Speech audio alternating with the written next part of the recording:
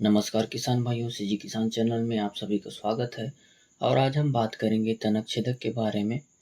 तो आपने यहाँ गौर किया होगा कि कुछ वर्ष से हमारी धान की फसल में पैदावार में कमी आती जा रही है, जिसका मुख्य कारण हमारे धान की फसल में होने वाले मुख्य प्रकार की बीमारी तनक छेदक है, जिससे हमारी धान की फसल में पैदावार की कमी देखने को मिलती है।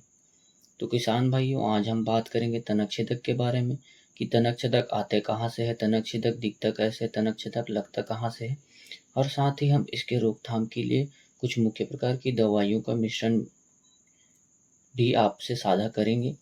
तो आप हमारे चैनल पर बने रहिए और साथ ही आप हमारे चैनल को यदि आप सब्सक्राइब नहीं किए हैं तो हमारे चैनल को सब्सक्राइब कर लीजिए और बेल आइकन को दबा लीजिए, ताकि आपको समय समय पर कृषि से संबंधित सभी प्रकार की जानकारी मिलती रहे।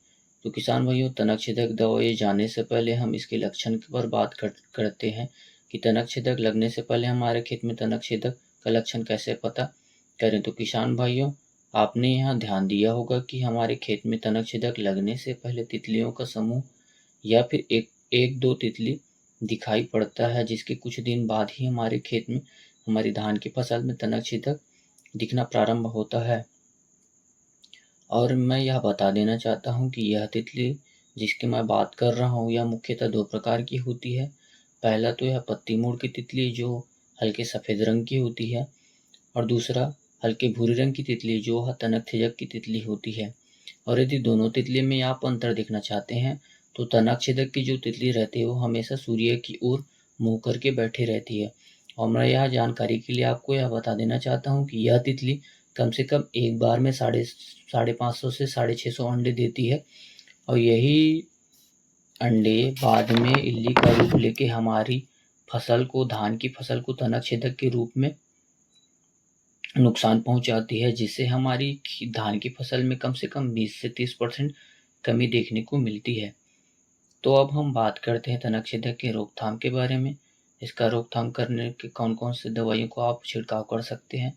तो आप सबसे पहले फिप्रोनिल 0.003 ग्रेनुअल, जिसे आप खाद में भी उपयोग कर सकते हैं, या फिर क्लोरएंटीनिलिप्रोल 0.4% WWGR ग्रेनुल फॉर्म, इसे आप खाद में भी उपयोग कर सकते हैं, या फिर आप 505 क्लोरोपैरिफास 50% प्लस साइपरमेथ्रिन 5% इसी का उपयोग कर सकते हैं, जिसे हम 505 के नाम से भी जानते हैं, या फिर आप प्रोफेनोफास 40% प्लस साइपरमेथ्रिन 4% इसी का भी उपयोग कर सकते हैं, जिसे आप 404 के नाम से भी जानते हैं, या फिर आप तीसरे या सेकंड स्प्रे में बाइफेंथ्रिन 10% इसी का उपयोग कर सकते हैं।